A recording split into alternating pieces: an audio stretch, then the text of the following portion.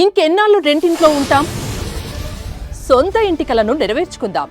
Suman TV biggest property expo October 18th, 19th HSCC Novotel Hyderabad. ఇప్పుడే free entry కోసం call చేయండి.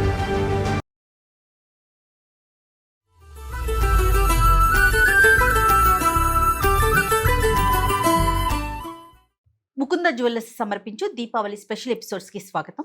నమస్తే రమ్మగారు, దీపావళి శుభాకాంక్షలు. నమస్తే జయ, దీపావళి శుభాకాంక్షలు. సుమన్ టీవీ ప్రేక్షకులందరికీ దీపావళి పండుగ శుభాకాంక్షలు. పిల్ల పెద్ద అంతా కూడా చాలా ఆసక్తిగా చూసే పండుగల్లో దీపావళి ఒకటండి. ముఖ్యంగా టపాసులు కాల్చుకుంటారు, చాలా ఆసక్తిగా ఎదురు చూస్తూ ఉంటారు.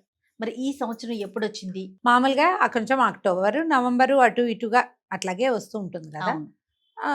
అదే లెక్కలో మనకి దసరా పండగ అవటం, దసరా పండగ 10 రోజులు అయిన తర్వాత పౌర్ణమి వెళ్ళి అమావాస్య వచ్చేసరికి దీపావళి పండుగ వస్తుంది. సాధారణంగా మనం అమావాస్య నాడు ఏ పండుగలు లేవు, ఒక్క దీపావళి పండుగ మాత్రమే మనం అమావాస్య నాడు జరుపుకుంటాం. ఈ పండగకి నువ్వు అన్నట్టు పిల్ల పెద్ద అందరూ ఎదురు చూస్తారు.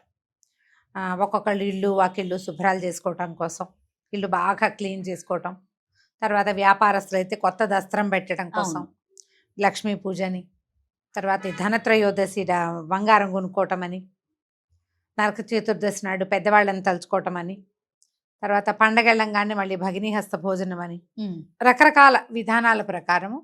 ముఖ్యంగా నువ్వు అన్నట్టు క్రాకర్స్, దీపావళి బాణాసంచా ఇది వరకటి కంటే ఇప్పుడు బాగా ఖరీదులు పెరిగినాయని అదని అంటున్నారు. ఇప్పుడు ఏంటంటే మనకి పర్యావరణ హితానికి మేలు చేసేవి అవుతాయా, మేలు విషయం పక్కన పెడదాం, ఇబ్బంది కలగకుండా ఉండేలాగా దీపావళి పండగ ఎవరైనా అన్ని జాతుల వాళ్ళు కుల మత విచక్షణ లేకుండా అందరూ సరదా పడి జరుపుకునేది. దీంతో పాటుగా రకరకాల మిఠాయిలు వండుకోవటం, పంచుకోవటం, స్నేహితులతోటి బాగా స్పెండ్ చేయటం. పురాతన కాలం నుంచి ఎప్పుడు ఇంత క్రాకర్స్ హడావిడి లేకపోయినా, ఇన్ని లైట్లు సందడి లేకపోయినా, ఒట్టిగా దీపాలు పెట్టుకుని పండగ చేసుకునేది కూడా పూర్వకాలం నుంచి మనకి జరుగుతూనే ఉంది. అయితే స్వతంత్రోద్యమం నాడు కొంచెం దీపావళి అవి కాస్త తక్కువగా ఉండేవి. అప్పుడు జనం చేసుకొని ఇచ్చేవాళ్ళు కాదు. మనకి స్వతంత్రం వచ్చాక ఈ 75 సంవత్సరాల నుంచి దీపావళి పండగని విస్తారంగా జరుపుకుంటున్నాము. రామ్లీల ఆడతారు, కొన్ని చోట్ల విశేషంగా చేస్తారు. నరకాసురుణ్ణి కాల్చటము అలాంటివి కూడా చేస్తారు. సాధారణంగా దీపావళి ఒక 5 రోజుల పండగ అనుకుందాం.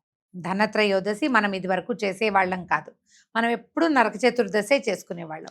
చతుర్దశి నాడు నెత్తికి నూనె పెట్టుకుని తలంటి పోసుకోవటము, దీపావళి పండగ నాడు దీపాలు పెట్టుకోవటము. అయితే ఇప్పుడు ధనత్రయోదశిని కూడా ఓ పండగగా, పూజగా, పర్వదినంగా జరుపుకుంటున్నాం. మనం బయట నుంచి వచ్చేస్తాయి జయ కొన్ని పండగలు.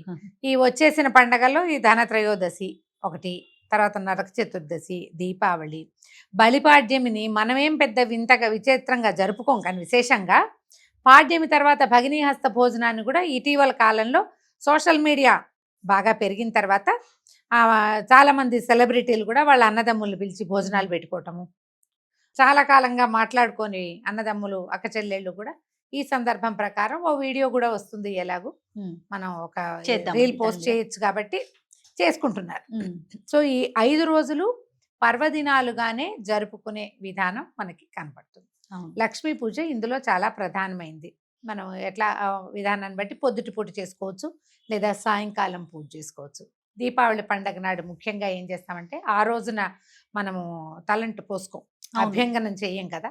ఈ పొద్దుటి పూట ఉదయమే తెల్లవారుజామున ఒకసారి కాసిన దీపాలు పెట్టుకోవటము, పొద్దున్నే ఏదో శాస్త్రానికి ఇంట్లో పూజ చేసుకోవటము, సాయంకాలం అయ్యేసరికల్లా మనము ఈ ముందే నానబెట్టి ఉంచుకున్న దీపాలన్నిటిని ప్రమిదల్లో చక్క ఒత్తులు వేసుకుని నూనెలు పోసుకోవటం, సాయంత్రం అయ్యేసరికి దీపాలు వెలిగించటం, తర్వాత కొంచెం దీపాలు అవి పెట్టుకున్న తర్వాత అప్పుడు లక్ష్మీ పూజ జరుపుకోవటం, టపాసులు కాల్చుకున్నాక ఏదైనా తీపి పదార్థాలు తినడము అయిపోయింది దీపావళి పండుగ.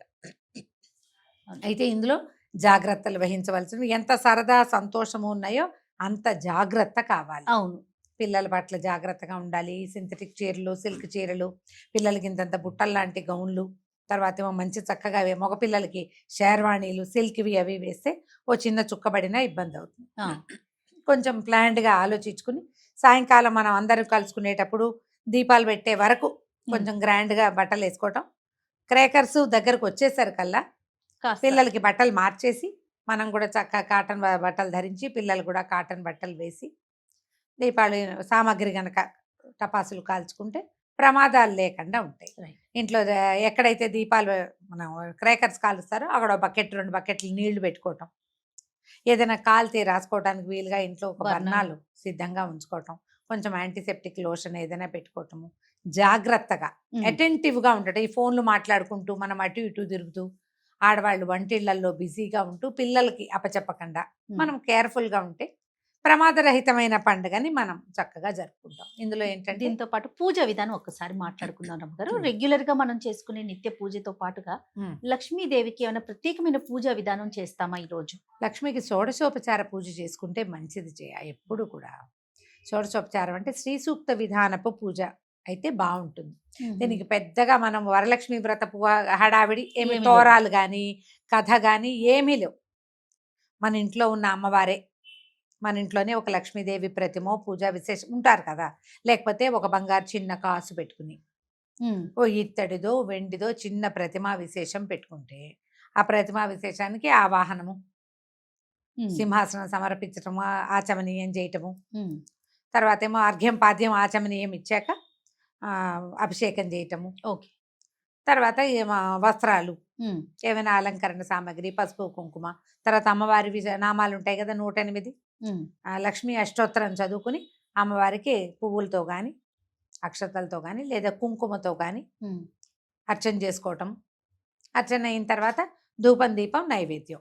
అమ్మవారికి శనగపిండి ఇష్టం. లక్ష్మీదేవికి శనగ ఆమె వస్తువు, ఆమె అవును. యొక్క ధాన్యం గింజ కింద చెప్తారు. శనగపిండితో చేసిన ఏ పదార్థానైనా బూందీ లడ్డూలు కానీ మైసూర్ పాకులు కానీ ఇంకా 7 కప్స్ కేక్ అని చేసుకుంటాం కదా, అవును. బర్ఫీ అవి చేస్తారు శనగపిండితోటి. అవి తర్వాత హాట్ కూడా చేయదలిస్తే కనుక ఏదైనా బజ్జీలు శనగపిండితో చేసేవి, తర్వాత ఏమో మన వడలు అలాంటివి నివేదన చేసుకోవటం. అమ్మవారికి చేయవలసిందల్లా ఇందులో మనకి కథా విశేషం అవి ఏమీ లేవు. వ్రతంగా నోముగా కాదు, మా ఇంట్లో లేదు మేము చేసుకోవచ్చా అని అడగాల్సిన పనేం లేదు. లక్ష్మీదేవి అందరి ఇళ్లలో ఉండేదే, అందరికి కావాల్సిందే. దీనికి ఏ విచక్షణ లేదు. ఓకే. ఉంది లేదు, చేయకూడదు చెయ్యొచ్చు ఏం పెట్టుకోకర్లా, సాధారణంగా చేసుకోవచ్చు. షోడశోపచార పూజ చేస్తే అయిపోతుంది. పూజా విధానం బాగుంది రమ్మగారు. అయితే దీపాలు పెట్టుకుంటాం కదా, ఏ నూనె వేసి దీపం పెట్టాలి రమ్మగారు? దీపాలు పెట్టుకుంటాం కాబట్టి. అవును, ఇప్పుడు ఇక్కడి నుంచి మొదలు చేయ. తైలే లక్ష్మి జలే గంగా గంగా అని చెప్తారు. ఈ రోజు మొదలు తైలంలో లక్ష్మీదేవి ఉంటుంది. ఓకే. ఈ అసలు ఇక తైలము అంటేనే తిలలతో చేసింది అని. నువ్వుల నూనె నువ్వుల నూనె దీపాలు పెట్టుకోండి. ఈ నువ్వుల నూనె దీపాల ప్రత్యేకత ఏంటంటే మనం ఆలోచించాలి దీని మీద లాజిక్ ఏమైనా ఉందా అని. మన పండుగలన్నిటికీ కూడా పర్యావరణ హితం ఒకటి ఉంటుంది. అవును. ఏదో ఒక లాజిక్ లేకుండా మనకి ఏర్పాట్లు లేవు. మన ప్రాంతంలో ఇది అని ఖచ్చితంగా ఎందుకుంది అంటే ఇక ఇప్పుడు చూడు, శరత్కాలం ఇది కదా, ఆశ్వీజ కార్తీకాలు శరత్కాలం. ఆశ్వీజం అంతా కూడా మనం ఏదో కొంచెం జల్లు వాన చూసాం, ఎంతో కొంత చూస్తూ ఉంటాం కొద్దిగా, కానీ ఉన్నది మెల్లిగా నీకు కార్తీకం దగ్గర పడేసరికల్లా ఏమవుతుంది, పగళ్ళు చిన్నవయ్యి రాత్రులు పెద్దవవుతాయి, చలి పెరిగిపోతుంది. శరత్కాలం సగపడి పడేసరికి చలి వచ్చేస్తుంది కదా, కార్తీకం అంటే చలి వస్తుంది. ఇప్పుడు ఈ కాలంలో ఏంటంటే ఈ నువ్వుల నూనె నుంచి వచ్చేటువంటి పొగ మంచిది వాతావరణానికి, మనకి కూడా.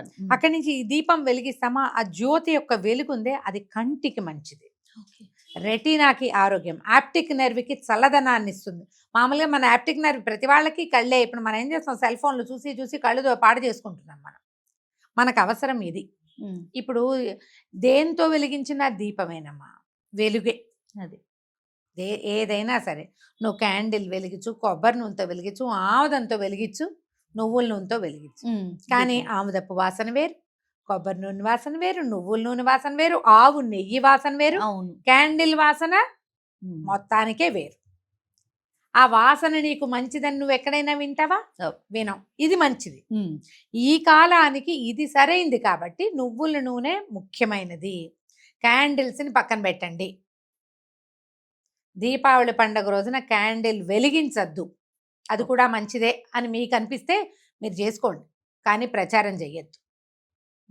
పురాతన కాలం నుంచి ఏమి చేస్తున్నామో అదే చేసుకోవాలి. ఇప్పుడు ఫ్లోటింగ్ క్యాండిల్స్ అని ఇంకోటని వాసన సువాసన వచ్చేవి, అవేంటో ఫ్రాగ్రెన్స్ ఆ, క్యాండిల్స్ వస్తా అని, ఉన్నాయి. ఏవో అలంకారానికి. అవన్నీ మనం దీపాలతోటి ఎందుకు చేయకూడదు? ఆ ఇన్నోవేటివ్ ఐడియా ఏదో మన పద్ధతిలోనే పెట్టుకోవచ్చు కదా, అవును. ఇందులోనే చేయొచ్చు. కొన్ని ఏవో వచ్చినాయి కరెంటు దీపాలు, అందులో నీళ్లు పోయంగానే వెలుగుతుంది, అవును. అవి వచ్చినాయి. అవన్నీ సరదాకి పెట్టుకుంటే పెట్టుకోండి. ముఖ్యంగా మనకు పండుగ రోజు కావాల్సింది మాత్రం నువ్వుల నూనె దీపం. తప్పకుండా. మీరు అలంకారానికి ఏం చేసినా అదేమి మీ ఆరోగ్యానికి కాదని మనం తెలుసుకోవాలి. మన ఆరోగ్యానికి కాదు, ఉమ్, మనకి ఇది కావాలి. అందుకని దైవం దగ్గర, తులసి కోట దగ్గర, వీధి వాకిళ్లలో, ఎక్కడైతే క్రాకర్స్ మనం ముట్టించాలో అక్కడ తప్పకుండా నువ్వుల నూనె దీపాలని పెట్టండి. నువ్వుల నూనె దీపాన్ని ప్రోత్సహించండి. ఇప్పుడు మనకి బాటిల్స్ కనపడతాయి, దీపం నూనె అని రాయబడి కనిపిస్తుంది, కానీ ప్రైస్ తక్కువ మీరు గమనిస్తే అవును. కదా. ఉమ్, అవేమంత మంచిగా అనిపించట్లేదు. అందులో కొంచెం రకరకాల నూనెలు అంటే కలిసే అవకాశం ఉంటుంది. కల్తీ అవడానికి అవకాశం ఉంది. వీలైతే మంచి నువ్వుల నూనె ప్రశస్తమైనది కొనండి. ఈ నెల రోజులు కూడా అదే వాడుకుంటే మంచిది. పండగ రోజున కనీసం వాడండి, తప్పకుండా. పండగకైనా వాడితే ఆరోగ్యానికి మంచిది. ప్రమాదరహితమైన, కాలుష్యరహితమైన స్నేహము, సౌహార్ద్రము అవి వెళ్ళి విరిసేలాగా చక్కగా దీపావళి పండగ జరుపుకోండి. తప్పకుండా రమ్మగారు, మరొక్కసారి దీపావళి శుభాకాంక్షలు.